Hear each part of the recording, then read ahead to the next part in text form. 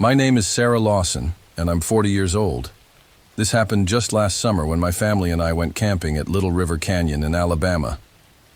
If I'm honest, I wasn't thrilled about the trip. My husband Mark is an outdoorsman at heart, but I'm more of a creature comfort kind of woman. Still, I wanted to support him, especially since our family had been a bit rocky lately. I thought maybe this trip would help us reconnect. Our son, Jake, who's 16, didn't want to come at all. He was surly from the moment we got in the car, sulking in the back seat with his headphones jammed in his ears. 9-year-old Ella, on the other hand, was ecstatic. She loves ghost stories and was already chattering about all the spooky legends she'd read about Alabama. Little did I know how close her fascination with the paranormal would hit home. We arrived at the campsite late in the afternoon. Little River Canyon was stunning, with its cliffs, dense forests, and the sound of rushing water echoing all around us. Mark was in his element, unloading our ancient camping gear and setting up a fire pit. Ella ran off to explore the area while Jake grumbled about the lack of Wi-Fi. "Don't wander too far, Ella," I called after her. "She'll be fine," Mark said, brushing me off. "Let her have some fun." I wanted to trust him, but something about the isolation made me uneasy. There was no one else at the campsite, and our phones had no signal. Mark saw it as an opportunity to disconnect from the world, but I couldn't shake the feeling that we were being watched. After dinner, we sat around the fire roasting marshmallows. Ella begged Mark to tell a scary story, and he launched into some exaggerated tale about a ghostly hunter who stalked campers. Ella was riveted, while Jake rolled his eyes and muttered, "So lame." By the time we turned in for the night, the temperature had dropped, and a thick fog was rolling in from the canyon. The firelight cast eerie shadows against the trees as we climbed into our tent. Jake refused to share with the rest of us and slept in the RV, saying he wanted some actual space. I envied him. At some point in the night, I woke to the faint sound of laughter. It was soft and distant, like children playing. For a moment, I thought Ella was giggling in her sleep, but then I realized the sound was coming from outside the tent. I lay frozen, straining to hear more. When it stopped, I convinced myself it was just the wind. The next morning, Ella came bounding into the tent, clutching something in her arms. "Look what I found," she said, holding up a porcelain doll. It was old and grimy, with cracked white skin and hollow black eyes that seemed to stare right through me. A shiver ran down my spine. "Where did you get that?" I asked. "By the river," she said. "Isn't she pretty?" "No," I said bluntly. "It's filthy, Ella. Put it back where you found it." Her face fell. "But she's mine now." Mark waved it off. "Let her keep it, Sarah. It's just a doll." I shot him a glare but let it go. It didn't seem worth the fight. Besides, Jake had started complaining about how bored he was, and I didn't have the energy to argue with both my kids. Later that day, Mark suggested we take a hike to one of the canyon's waterfalls. I wasn't thrilled, but Ella was excited, so I played along. Jake stayed behind in the RV, claiming he had a stomachache. "Whatever," I muttered. It was easier not to argue. The trail to the waterfall was narrow and overgrown, and I couldn't shake the feeling that we were being followed. Every now and then I thought I heard footsteps behind us, but when I turned around, there was no one there. Mark noticed my unease and teased me. "Getting spooked already?" he asked with a grin.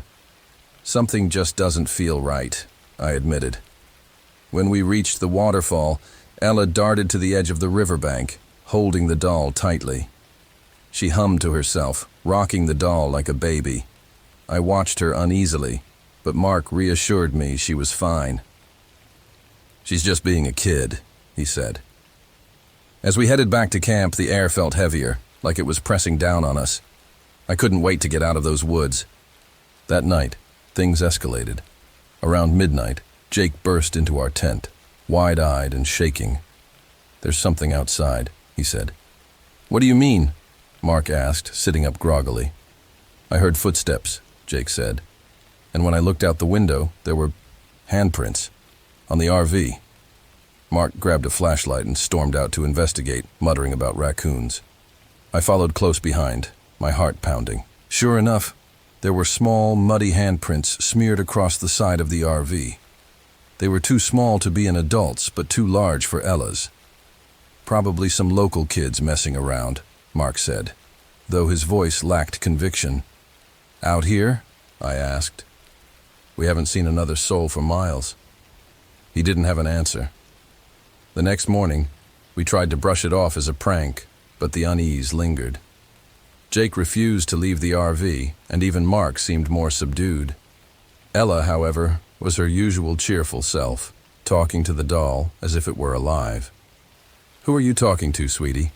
I asked. "My friends," she said simply. "They want to play." I exchanged a worried look with Mark, but he shrugged it off. Later, while I was tidying up the campsite, I heard Jake shout from inside the RV. "Mom! Someone's calling me!" I ran to him, finding him pale and shaking. "I heard someone whisper my name," he said. It was right outside the window. I wanted to comfort him, but deep down, I was terrified. Something was very wrong. That evening, as we sat around the fire, the laughter returned. It was louder this time, echoing all around us.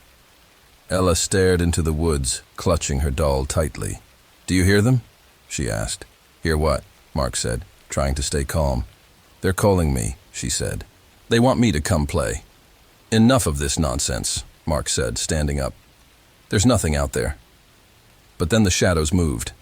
At first, I thought it was just the flickering firelight, but as I looked closer, I realized the shapes were wrong. Small, childlike figures darted between the trees, their hollow eyes glowing faintly in the darkness. Mark grabbed a stick from the fire, brandishing it like a weapon. "Stay back!" he shouted. The figures froze, then began to laugh, a chilling, high-pitched sound that echoed through the woods. Suddenly, Ella stood up and began walking toward the trees. "Ella! No!" I screamed, grabbing her arm. She fought me, her strength surprising for her size. "Let me go. They're waiting for me." Mark rushed to help, pulling her back toward the fire. The shadows grew closer, their laughter turning into wails. Jake emerged from the RV holding a lantern. The moment he turned it on, the shadows recoiled, hissing like wild animals. "Get to the RV," Mark shouted. We scrambled inside, locking the doors behind us. The shadows pressed against the windows, their faces pale and waterlogged, their eyes black as night.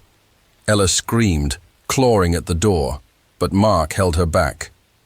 Using the RV's headlights, we drove out of the campsite as fast as we could. The shadows followed us, their figures flickering in and out of sight in the rearview mirror. When we finally reached the main road, they vanished, leaving us in silence. But as we sped away, I noticed Ella clutching the doll tightly. Her eyes were glassy, her face expressionless. "Ella," I said, my voice trembling. She didn't respond, and then just faintly I heard the laughter again, this time coming from inside the RV. We never spoke of what happened at Little River Canyon. Mark tried to rationalize it. Jake pretended it never happened, and Ella hasn't been the same since.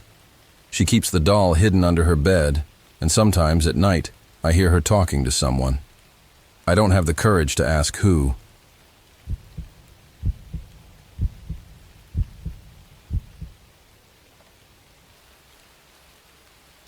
My name is Dan McAllister, and I'm 37 years old.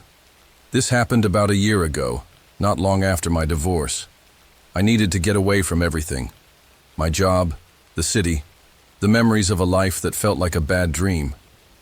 I thought Bankhead Forest, with its isolation and beauty, would be the perfect place to clear my head. I wasn't just looking for peace. I was looking to prove I could survive on my own. I'd spent years dabbling in off-the-grid survival, and this trip would test me. I arrived in the forest on a crisp morning, the kind where the sunlight filters softly through the trees and everything feels alive. The air smelled clean, earthy, and untouched. My RV was old but reliable, packed with supplies, though I planned to use it sparingly. I wanted to rely on my skills, Foraging, fire building, tracking. The RV was just my safety net. The first day was everything I hoped it would be. I hiked into the woods, took in the sights, and felt the tension of the past year start to slip away. That night, as I sat by the fire, I couldn't help but admire the quiet. It was so different from Birmingham. No traffic, no voices, just the crackling of flames and the rustling of leaves in the breeze. For the first time in months, I felt like I could breathe. The next morning, I decided to explore deeper into the forest. About a mile from camp, I found a creek. The water was clear and cold, perfect for refilling my canteen. That's when I noticed the tracks. At first, I thought they belonged to a bear, but the shape was wrong.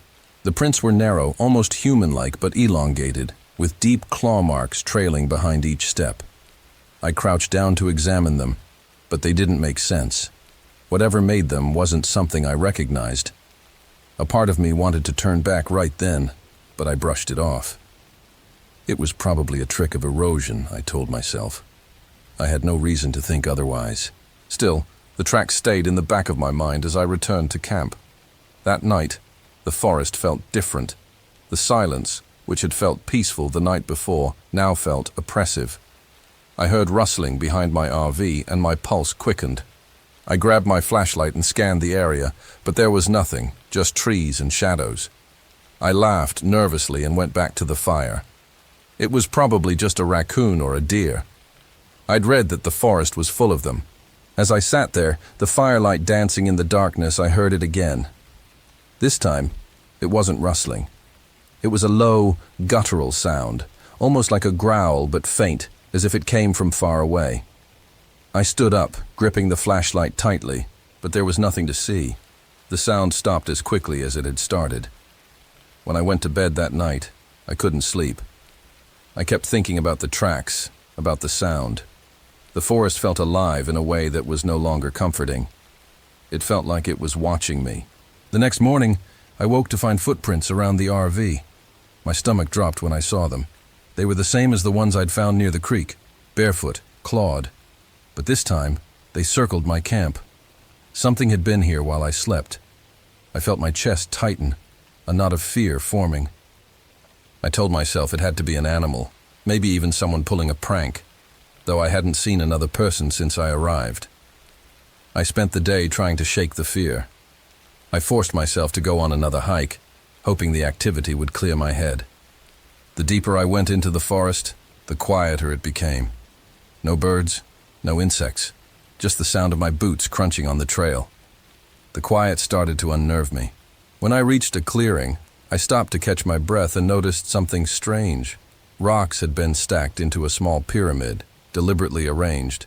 Next to it was a tree with deep gouges in the bark. They weren't random. They formed a pattern, almost like symbols. I didn't stay long after that. By the time I got back to camp, the sun was setting. I told myself I was imagining things, that I was letting fear get the better of me. But deep down, I knew something was wrong. That night was the worst. I heard footsteps outside the RV, slow, deliberate, circling. I grabbed the knife I kept by the door and listened, my heart pounding.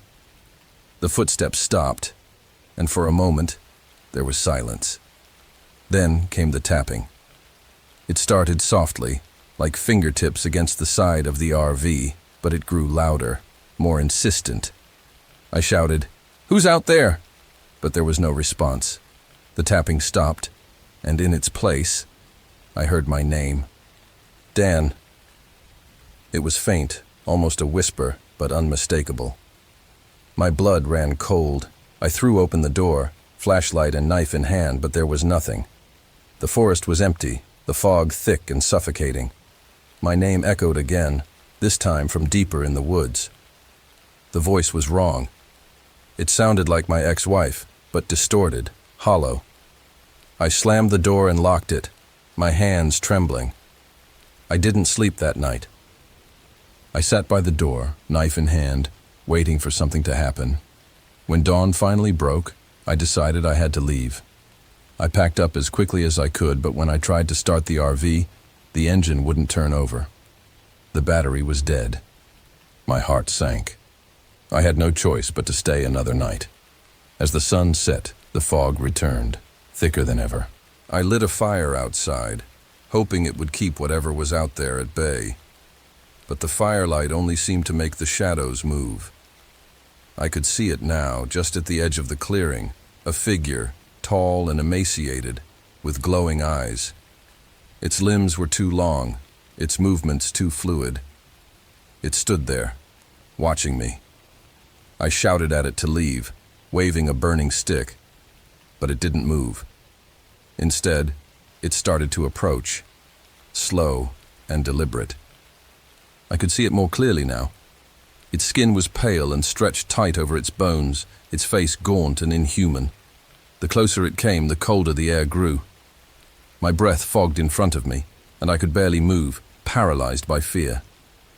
It stopped just outside the ring of firelight and tilted its head as if studying me. Then it spoke. Dan. The voice was hers again. My ex-wife.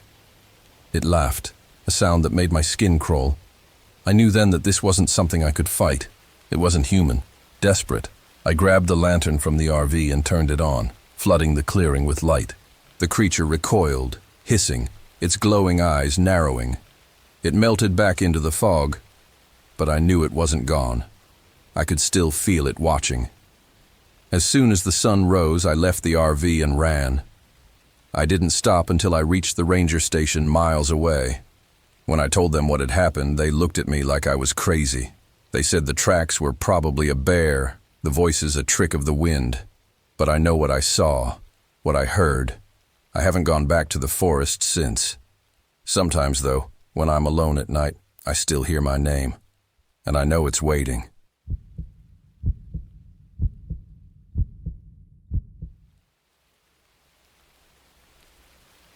My name is Annalise Walker, but everyone calls me Anna. I'm 32, a freelance photographer who makes a living chasing beauty in the strangest, most isolated places I can find. What happened to me last fall in Devil's Hollow wasn't something I ever planned to talk about, but it lingers in my mind every night. I didn't leave that place unscarred, not completely. This happened while I was working on a photography series about eerie landscapes. I'd been driving through rural Alabama when a local guide mentioned Devil's Hollow. He spoke of it like it was a legend, this gnarled, fog-filled forest full of twisted trees and abandoned ruins. Perfect, I thought.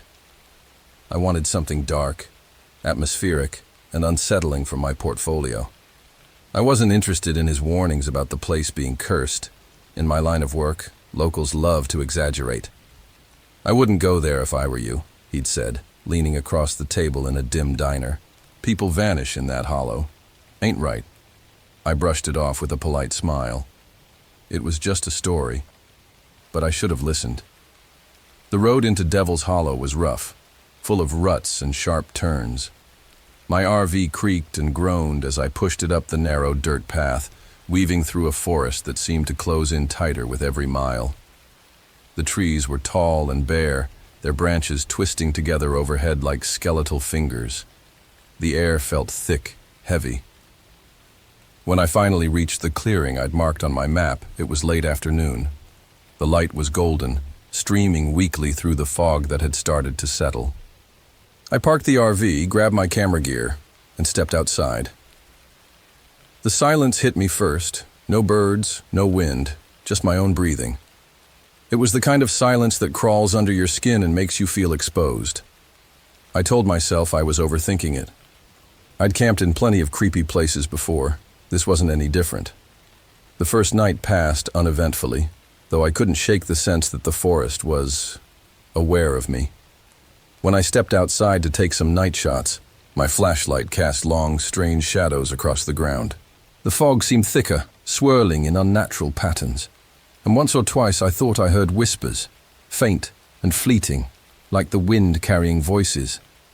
But when I turned to look, there was nothing. The next morning I decided to explore deeper into the hollow. The light was perfect, soft and eerie, the way it filtered through the mist. I hiked for hours, snapping shots of trees twisted into impossible shapes and rocks covered in strange, mossy patterns. That's when I saw the shadow. It wasn't mine, though at first I thought it was. It stretched across the ground near a creek, tall and angular, and it seemed to move just a fraction of a second behind me. I froze, my camera clutched in my hand, staring at the shadow. There was no one there. I laughed nervously, a shaky sound in the stillness. It was just a trick of the light, I thought. Shadows play weird games in fog. But when I turned back to my camera, the lens caught something else, something that wasn't there before. In the frame just behind the trees was a figure. A dark, blurred silhouette, tall and thin, standing motionless. I whipped my head around, but the clearing was empty. The figure was gone. By the time I got back to the RV, the sun was setting, and I couldn't shake the uneasy feeling that I wasn't alone. That night, as I sat reviewing my photos, I noticed something else. Every shot I'd taken in the hollow had a distortion, an unnatural blur, as if the air itself was rippling. And in several of them, that same shadowy figure lingered at the edges. I went to bed telling myself it was nothing. I didn't want to let my imagination ruin the trip. The tapping started just after midnight. It was soft at first, like fingertips brushing against the RV. I bolted upright, my heart pounding, straining to listen. The sound came again, more insistent, moving from the back of the RV to the windows. "Who's there?" I called out, grabbing the flashlight by my bed. There was no answer, but the tapping stopped. The silence that followed was worse. Then I heard it. A voice. Anna. It was faint, almost a whisper, but unmistakable.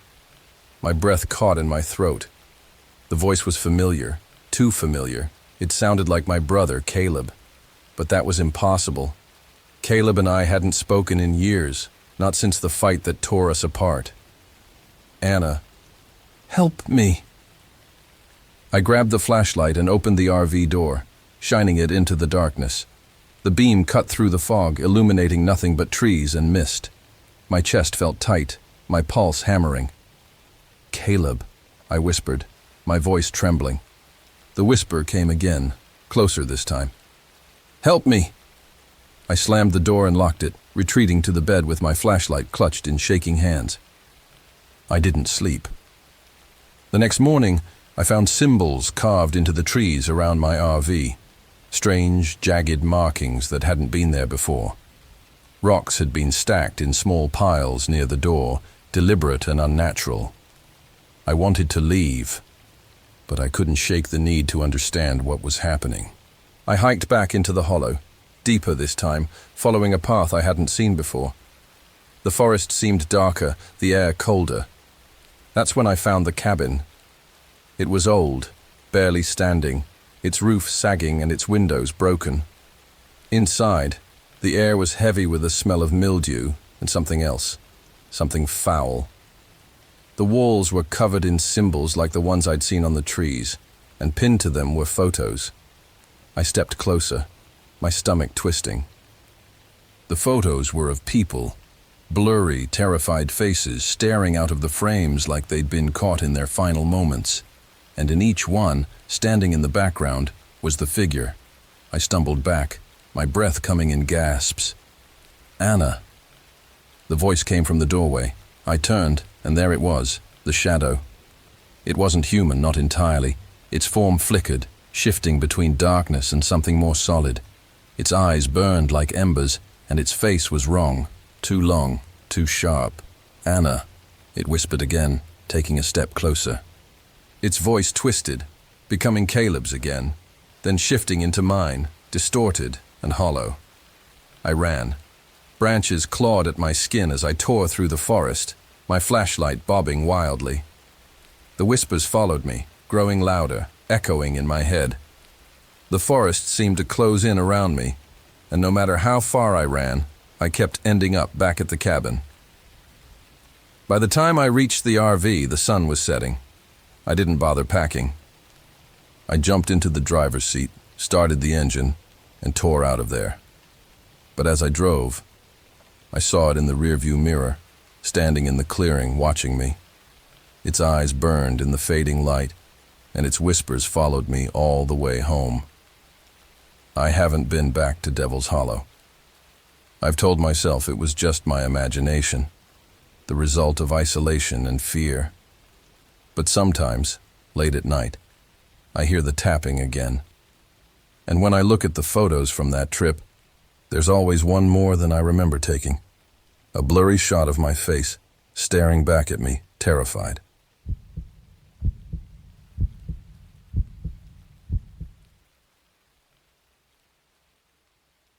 My name is Eric Calloway, and I'm 45 years old. This happened 6 months after I retired from the Mobile Police Department. I wasn't supposed to retire for another decade, but after my last case, a missing child I couldn't bring home, I didn't have it in me anymore. The guilt, the nightmares, and the constant second-guessing broke something inside me. I left the badge behind, hoping to find peace. But peace was elusive. I decided to take my RV and head to Dismal's Canyon, a place I'd read about in a travel magazine years ago. Its glowing worms, called Dismalites, and eerie beauty were supposed to be a photographer's dream. I thought maybe getting lost in nature would quiet my mind, at least for a while. The drive to the canyon was uneventful, and when I arrived, the sight took my breath away. The trees rose high, their branches twisting together like a cathedral ceiling, and the air was thick with mist. The canyon walls loomed on either side, rugged and foreboding. It felt like stepping into another world. Exactly what I needed. I parked the RV on a flat patch of ground overlooking the canyon, set up my gear, and prepared for a few days of solitude. The quiet felt heavier than I expected. No distant hum of cars, no voices, not even the chirping of birds. Just my footsteps crunching the gravel and the distant trickle of water somewhere deep below. The first day passed in a blur of hiking and setting up shots. I spent hours trying to capture the glow of the Dismalites as the light faded, but something was off. The photos came out distorted, the glowing specks smudged like fingerprints on a lens. I checked the camera, cleaned the lens, tried again. Nothing worked. The frustration was familiar, the same helplessness I'd felt during that last case. I shoved the camera back into its bag and leaned against the canyon wall, letting out a breath I didn't know I'd been holding. The wind picked up, carrying with it a sound that made my stomach twist.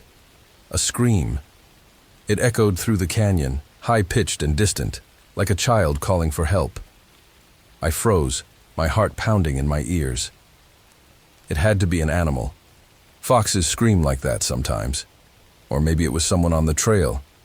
I told myself it wasn't real, but my feet were already moving, taking me back toward the RV. That night, I couldn't sleep. Every time I closed my eyes, I heard the scream again, echoing in the darkness. It sounded like her, the girl I couldn't save. I knew it wasn't possible, but that didn't matter. The mind doesn't care about logic when it's haunted. By morning, I was running on fumes. I made coffee, forcing myself to focus on the routine, and tried to shake the lingering unease. I planned to hike deeper into the canyon, to push past the nightmares, but as I packed my bag, I noticed something strange just outside the RV, a doll. It was tied to a low-hanging branch with twine, its porcelain face cracked, its eyes hollow. My chest tightened. It looked old, weathered by years of exposure, but I hadn't seen it the day before. I reached out to untie it, the twine rough against my fingers. As the doll dropped into my hands, the scream echoed again. Louder this time, closer. I spun around, scanning the forest, but there was nothing, just the wind stirring the trees. My breathing was shallow, panic clawing at the edges of my mind. I threw the doll to the ground and walked away, refusing to let my imagination get the better of me. The canyon felt different that day. The air was colder, the light dimmer even at noon. The trail I thought I'd marked the day before seemed to twist and shift, leading me in circles.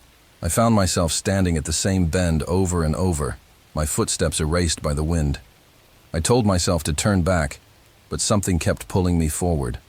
A whisper, faint and fleeting, just at the edge of hearing. My name. Eric. It was soft, almost gentle, but it froze me in place. I turned, scanning the canyon, and there she was. The girl. She stood on the other side of the ravine, barefoot, her white dress fluttering in the breeze. Her face was pale, her dark hair tangled around her shoulders. She looked exactly as she had in the photo on my desk all those months ago. I ran toward her, not thinking, not caring about the trail's sharp edges or the loose gravel underfoot. "Wait," I shouted. "I'm coming!" She turned and ran, her small figure disappearing around a corner.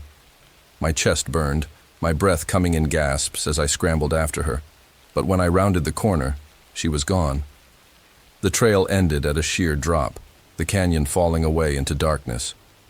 I stopped at the edge, my legs trembling. The whispers came again, surrounding me now, overlapping. My name over and over, carried by voices I recognized but couldn't place. I turned in circles, searching for the source, and there it was, a shadow. It stood at the far edge of the clearing, tall and thin, its form shifting like smoke. Its eyes burned red, and when it stepped toward me, the whispers grew louder, turning to screams. My instincts kicked in, and I bolted, stumbling down the trail back toward the RV. The shadow followed, its movements too fluid, too fast. Every time I glanced back, it was closer, its eyes glowing brighter. When I finally reached the RV, I slammed the door shut and locked it, collapsing against the wall. My chest heaved, my hands shaking. The shadow loomed outside, just beyond the window, its burning eyes staring in. I grabbed my camera, fumbling with the settings, and snapped a shot. The flash illuminated the shadow for a brief moment, and it recoiled, hissing like a wild animal. It was gone by morning. The air felt lighter, the forest less oppressive, but I knew better than to stay. I packed up as quickly as I could and drove away, the RV bouncing along the dirt road. When I reached the main highway, I finally allowed myself to breathe. The nightmare was over, or so I thought. A week later, back in Mobile, I found the doll sitting on my desk. Its hollow eyes stared at me, and as I picked it up, the whispers returned, faint and insistent. "Eric." I dropped the doll and backed away, but the sound followed me, growing louder. I still hear them even now. I don't know if I ever left Devil's Hollow, or if part of it came with me. All I know is this: some places aren't meant to be found, and some screams aren't meant to be silenced.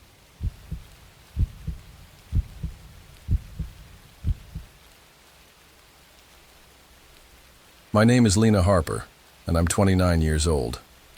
This happened last summer when I took my RV to Conecuh National Forest in Alabama. I'd been stuck in the worst writer's block of my life, and it was eating me alive. I'd quit my part-time job a few months earlier to focus on finishing my debut horror novel, a dream I'd been chasing since I was a teenager. But after months of staring at blank pages, I needed a change. I'd read about Conecuh in a forum about haunted places in the South. People shared local legends about a witch who cursed the forest centuries ago, leaving behind strange symbols and unexplained disappearances. It was the perfect inspiration for my book, or so I thought. When I arrived at the forest, the place looked like something out of a Gothic painting. Towering pines stretched endlessly into the distance, their branches swaying gently in a wind that I couldn't feel. The air was heavy with the smell of damp earth and moss. I parked my RV near the Alabama Trail, a long, winding path that disappeared into the woods, and set up my workstation by a small window overlooking the trees. The first day, I felt optimistic.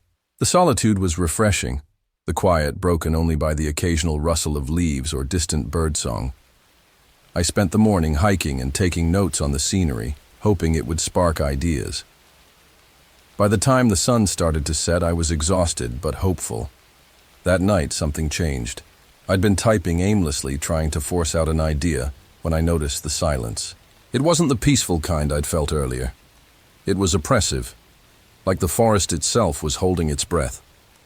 I glanced out the window and saw nothing but darkness and shadows. Still, I couldn't shake the feeling that something was watching me. I told myself it was just nerves. Isolation has a way of playing tricks on the mind, but as I lay in bed staring up at the ceiling, I heard it. A faint whisper outside the RV. At first, it was so soft I thought it was the wind.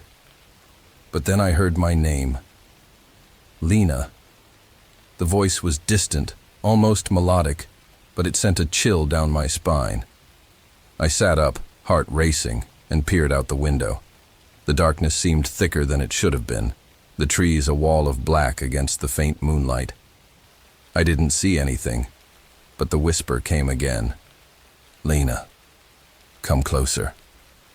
I slammed the curtains shut and crawled back under the blanket, my breathing shallow. I told myself it was just my imagination, the product of too much time alone and the stories I'd read. But I didn't sleep. The next morning, I tried to brush it off. I went for another hike, hoping the daylight would calm my nerves. But the forest felt different now, darker, quieter. I noticed strange markings on the trees, deep grooves carved into the bark in twisting patterns. At first I thought they might have been left by animals, but they were too deliberate, too precise. Then I found the stones. A small pile of smooth rock sat in the middle of the trail, stacked neatly in a way that felt unnatural. It reminded me of the cairns hikers leave to mark paths, but these seemed more like a warning. I took a photo with my phone and kept walking, telling myself it was just a coincidence. But the further I went, the more I noticed. The carvings, the stones, even what looked like bundles of sticks tied together and hanging from the trees. By the time I returned to the RV, my nerves were shot. I tried to work, but my laptop wouldn't hold a charge, even though I'd plugged it into the RV's power. My phone battery drained rapidly, and the photos I'd taken that morning refused to open. Every time I tried, the screen went black. That night, the whispers came back. Lena. They were louder this time, closer. I heard faint scratching at the RV door, like nails dragging across the metal. My chest tightened as I crept to the window, my hand shaking as I pulled the curtain back. A shadow stood at the edge of the clearing. It was tall and thin, its outline blurred like smoke. I couldn't make out a face, but its presence was suffocating. The whispers grew louder, overlapping, as if multiple voices were speaking at once. Lena, follow. I backed away, stumbling over the chair behind me. The shadow didn't move, but the scratching at the door grew more frantic. I locked myself in the bathroom and stayed there until dawn. The next day I told myself I was leaving. Whatever was happening in the forest, I didn't want any part of it. But as I packed up, I found something that made my blood run cold. A journal. It was tucked into the corner of the RV's kitchenette, the cover worn and stained. I hadn't brought it with me. I didn't even recognize it. I opened it to the first page, and my stomach dropped. The handwriting was messy, frantic, but the words were clear. Beware the witch. Do not follow the symbols. Do not listen to her. The entries described experiences like mine, whispers, shadows, strange markings. The writer claimed the witch used illusions to trap people in the forest, feeding off their fear and despair. The last entry was unfinished, the words trailing off mid-sentence. She's here. I can't. I slammed the journal shut and threw it into my bag. I needed to get out, but when I tried to start the RV, the engine sputtered and died. The gas gauge read empty, though I'd filled the tank before arriving. I decided to walk back toward the main road, following the trail I'd marked on my GPS. But as I stepped onto the path, the forest seemed to shift around me. The trees grew denser, the trail narrowing until it was almost unrecognizable. The symbols were everywhere now, carved into the trees, painted onto rocks, even burned into the ground. And then I saw her. The shadow. She stood in the middle of the trail, her form more defined now. Her face was gaunt, her eyes hollow and glowing faintly. She raised a hand, pointing deeper into the forest. Lena! Her voice echoed all around me, blending with the whispers. "Lena, stay." I turned and ran, but the forest seemed endless, the path looping back on itself. No matter which direction I went, I ended up back at the clearing near the RV. Desperate, I remembered the journal. One of the entries had mentioned fire. I grabbed the lighter from my bag and set one of the symbols alight, watching as the flames consumed it. The whispers turned to screams. The shadow writhed, its form flickering like a dying flame. The forest seemed to shake, the trees groaning as if alive. I ran, my lungs burning, my legs threatening to give out. This time, the path opened up, leading me to the main road. I stumbled onto the asphalt just as the sun began to rise, collapsing in exhaustion. I don't remember how I got home, but I haven't been the same since. The witch let me go, but not without a warning. Some nights, I wake to find the symbols burned into the walls of my apartment, faint whispers calling my name. I don't think I ever really left Kaneko. I think part of me is still there and she's waiting.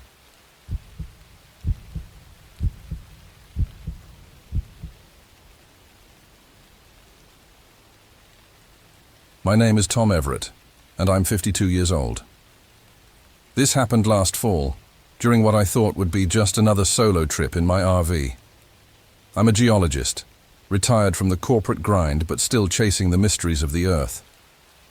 After losing my wife Maria 3 years ago, I've spent most of my time traveling to remote places, partly for research and partly to escape the hollow quiet of an empty home. That's how I found myself at Lake Howard. Lake Howard isn't on most maps. It's a place you hear about in whispers, tucked away in a remote corner of Alabama. Locals talk about it like it's alive. Some say it moves, others claim it's cursed. What intrigued me most were the stories about the lake vanishing and reappearing, sometimes miles away from where it was last seen. I wasn't there for ghost stories. I was there to document the geological anomaly. At least, that's what I told myself. I arrived late in the afternoon, the October sun casting long shadows across the forest. The air was heavy with the scent of pine and damp earth, the kind of quiet that presses on your ears. I parked my RV near the shoreline, where the water reflected the trees in perfect stillness. But as I stared out at the lake, something felt off. I chalked it up to exhaustion. After setting up my gear, I took a few photos of the lake and settled in for the night. The first sign that something was wrong came just after sunset. I'd been sitting by the water, jotting down notes about its oddly uniform shape, when I noticed the reflection. At first, I thought it was just the way the light hit the surface, but then I realized the trees in the water didn't match the ones behind me. The reflected branches twisted unnaturally, their angles sharper, almost menacing, and my reflection, it wasn't moving in sync with me. When I tilted my head, it stayed perfectly still. I backed away, my pulse quickening. I told myself it was a trick of the light, an optical illusion. But as I turned to head back to the RV, I saw something on the far shore. A figure, barely visible in the twilight. It stood motionless, too far away to make out any details. I raised my flashlight, but by the time the beam reached the spot, the figure was gone. That night, I barely slept. The forest was unnervingly quiet. No insects or birds, just the occasional rustle of leaves. I kept glancing out the window, expecting to see that figure again, but the shoreline remained empty. The next morning, I woke to find the lake had changed. It was smaller now, the waterline receding as if it had been drained overnight. Confused, I checked my GPS coordinates to make sure I hadn't imagined it. The data was clear. The lake's position had shifted slightly. Not enough to be obvious, but enough to confirm something unusual was happening. Determined to get answers, I set up my equipment to take more precise measurements. But as I worked, my instruments began to malfunction. My seismometer gave erratic readings, my GPS glitched, and my camera refused to focus properly. Frustrated, I snapped a few manual shots and decided to hike around the lake's perimeter. That's when I found the first clue. Near a cluster of rocks, I spotted a faint trail leading into the woods. At the base of a tree, someone had left a bundle of twigs tied with what looked like blackened thread. Nearby, a ring of stones had been arranged in a perfect circle. It didn't look like a natural formation. It looked deliberate. As I stood there, trying to make sense of it, the wind picked up. It carried a sound so faint I almost missed it. A voice. It was distant, barely a whisper, but unmistakable. My name, Tom. I spun around, scanning the forest, but saw no one. The voice came again, closer this time, and my chest tightened. It wasn't just any voice, it was Maria's. Tom, come here. My heart pounded as I stared at the lake. I wanted to run, to tell myself it wasn't real. But her voice held me in place. Against my better judgment, I moved closer to the shore, searching the water's surface. That's when I saw her. Maria. She stood on the opposite bank, wearing the same blue dress she had on the day we scattered her mother's ashes by the river. Her hair caught the light, her smile soft and inviting. I blinked, certain my mind was playing tricks on me, but she didn't vanish. She raised a hand and waved, her lips forming the words I couldn't hear. Come closer. My legs felt like lead as I took a step forward, then another.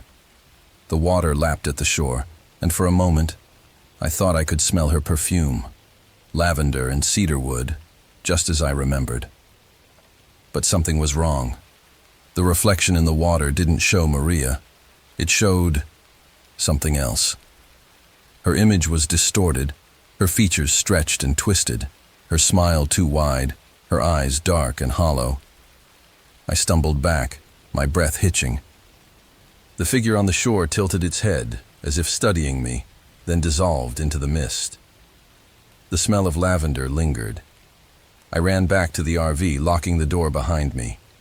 My hands shook as I tried to make sense of what I'd seen. The photos on my camera were no help. Each one was blurred, as though the lake itself had rejected being captured. That night, the lake's pull grew stronger.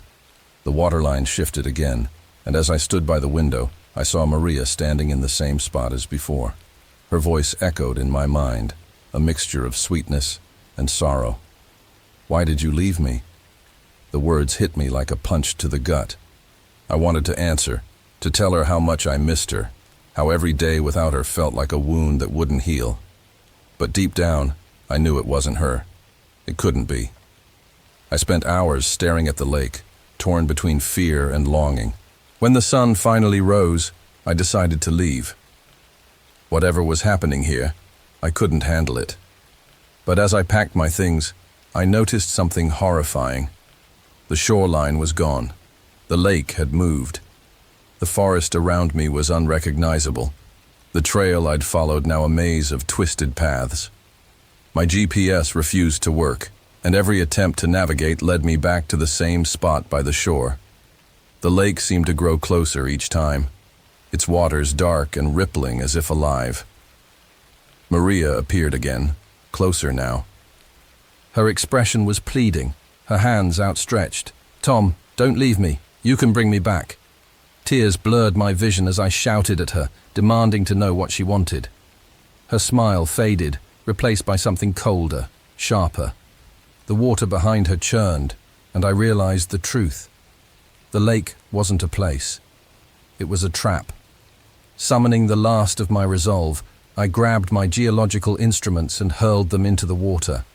The lake reacted violently, waves crashing against the shore as the image of Maria dissolved into smoke. The forest seemed to tremble, the trees groaning as if in pain. I ran. I didn't look back until I reached the edge of the woods where my RV sat waiting, untouched. The lake was gone. I don't know how I made it out, but I've never gone back. Every now and then, I dream of Maria standing by the shore, her voice calling to me through the mist. And when I look at the photos from that trip, there's always one I don't remember taking. A picture of Maria, standing by the water, her hollow eyes staring back at me.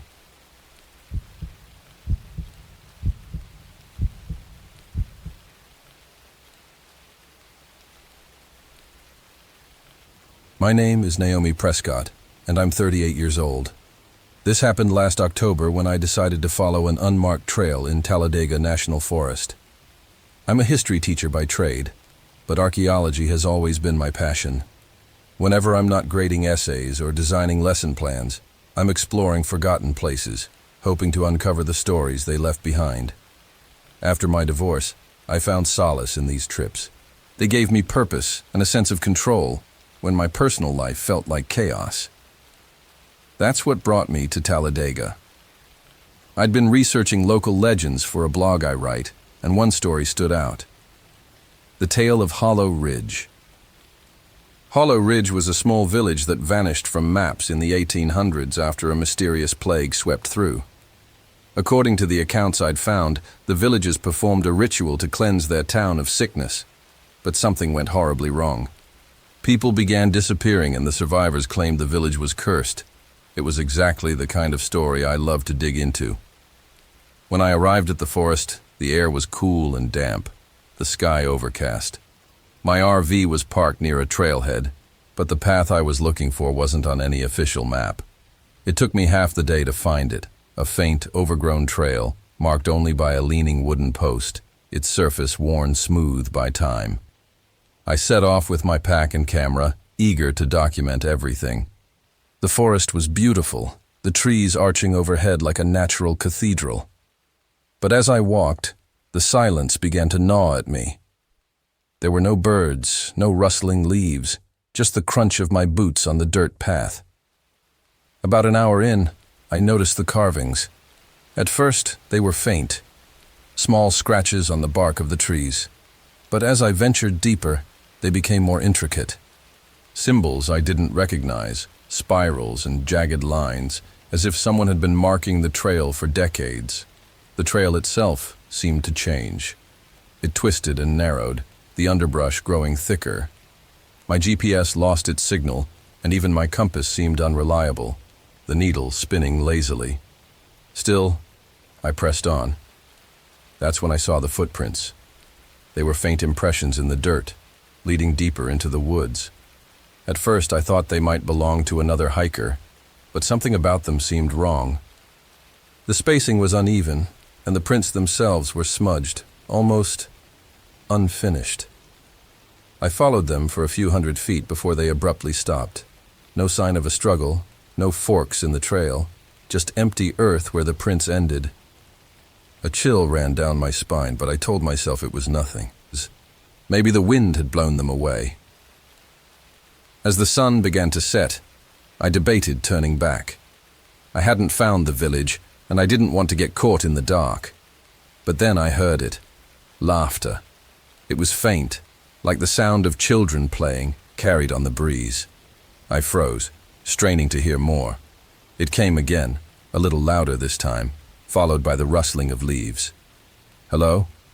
I called out, my voice sounding too small in the vast silence. There was no response, just the fading sound of footsteps running through the trees. I should have left then. Every instinct in my body told me to go back to the RV. But curiosity pushed me forward. By the time I reached the clearing, the last light of day was fading, leaving the sky a deep shade of gray. The village was there, or what was left of it. A crumbling stone wall, the charred remains of a cabin, and at the center, a small church with its roof caved in. I approached the church slowly, my boots crunching on the brittle grass.